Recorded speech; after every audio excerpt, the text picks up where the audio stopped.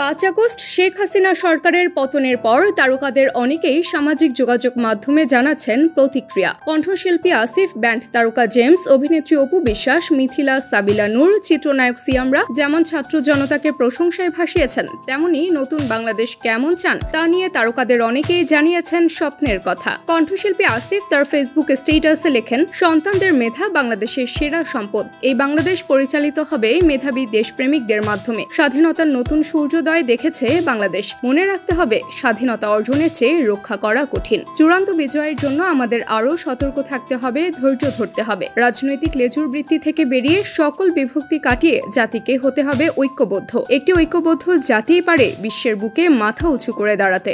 অভিনেত্রী বাঁধন বৈষম্য বিরোধী ছাত্র আন্দোলনে ভীষণ সক্রিয় ছিলেন। তিনি তার স্ট্যাটাসে লিখেন, নিজের সমর্থিত রাজনৈতিক দলের অযৌক্তিক সিদ্ধান্তের সমালোচনার কালচার তৈরি করুন। আরেক পোস্টে তিনি একটি প্ল্যাকার্ড শেয়ার করেন, যেখানে লেখা, মোরা বিধাতার মতো নির্ভয়। চিত্রনায়িকা অপু বিশ্বাস আওয়ামী লীগ ঘরানার রাজনীতির সঙ্গে যুক্ত ছিলেন। আওয়ামী লীগ থেকে নমিনেশন চেয়েও পাননি। তবে নতুন বাংলাদেশ নিয়ে ফেসবুকে এই অভিনেত্রী লেখেন, বাংলাদেশের শিক্ষার্থীদের প্রতি শ্রদ্ধা ও ভালোবাসা।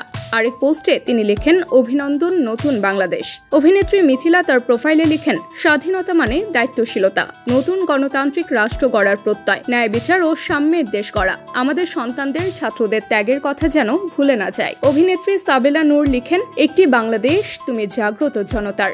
এই স্বাধীনতা তোমাদের, পুরোটাই তোমাদের। জেমস অফ জেন জেড, তোমরা আসল হিরো। একেই বলে তারুণ্যের জয়। ছাত্র জনতার ঐতিহাসিক বিজয়ের পর শুধু ভালোবাসাটুকু থাক আর সব মুছে যাক। গানটি শেয়ার করে ফেসবুকে ব্যান্ড তারকা জেমস লেখেন, জয় তরুণের জয়। কণ্ঠশিল্পী কনক চাপা লেখেন, অহংকারীর পতন অনিবার্য, আলহামদুলিল্লাহ। সবাই দেশ ও দেশের জানমালের হেফাজতে সচেষ্ট হন। সংখ্যালঘু সম্প্রদায়ের নিরাপত্তা নিশ্চিত করা আমাদের দায়িত্ব। ইনশাল্লাহ শান্তি বজায় থাকবে। চিত্রনায়ক সিয়াম তার ফেসবুক স্ট্যাটাসে লেখেন, ভাইরে ভাই, আমরা কোনো দেশ নায়কও চাই না। আমজনতা হয়ে যারা আমজনতার জন্য কাজ করবে তাদেরকেই দেশের নেতৃত্বে দেখতে চাই। এমন নায়কগিরির অতীত ইতিহাসও দেশের মানুষের দেখা আছে। এই যে মনের কথাগুলো এভাবে অকপটে লিখতে পারছি, এটাই আমার কাছে স্বাধীনতা। শিল্পী বাপ্পা মজুমদার তার ফেসবুক প্রোফাইলে লেখেন, শান্তি ফিরে আসুক, সবকিছু সুন্দর হয়ে উঠুক। জেন জেড, তোমরা করে দেখিয়েছো, স্যালিউট। নির্মাতা রায়হান রাফি লিখেছেন, সাধারণ মানুষের কাছে আহ্বান, বিজয় উৎসব করুন, কিন্তু দেশের অনেক জায়গায় কিছু মানুষ লুটপাট ও আগুন দিচ্ছে, তাদের বিরুদ্ধে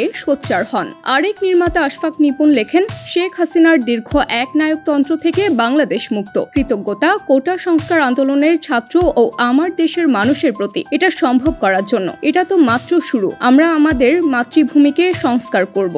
অভিনেত্রী কাজী নওশাবা লিখেছেন, 1952, 1971, 2024-এর সকল শহীদের সত্যায় ধারণ করে এখন পথ চলতে হবে ধীর পায়ে, শান্ত মননে। সত্য সহমর্মিতা হবে আমাদের শক্তি। এদিকে নির্মাতা মোস্তফা সরওয়ার ফারুকী তার পোস্টে লিখেন, বাংলাদেশের ব্যবসায়ী সমাজের প্রতি আহ্বান, আপনারা জুলাই বিপ্লবে আহতদের চিকিৎসা সহায়তার জন্য এগিয়ে আসেন। বিজ্ঞাপন এবং ইমেজ বিল্ডিং এর পেছনে খরচ কমিয়ে এখানে খরচ করেন। বাংলাদেশের মানুষের মনের গভীরে জায়গা হবে আপনাদের, যা হাজারো মার্কেটিং স্ট্র্যাটেজি আপনাকে দিতে পারবে না। তারকাদের স্বপ্নের বাংলাদেশ বাস্তবে পূর্ণতা পাক, এমন প্রত্যাশা সবার।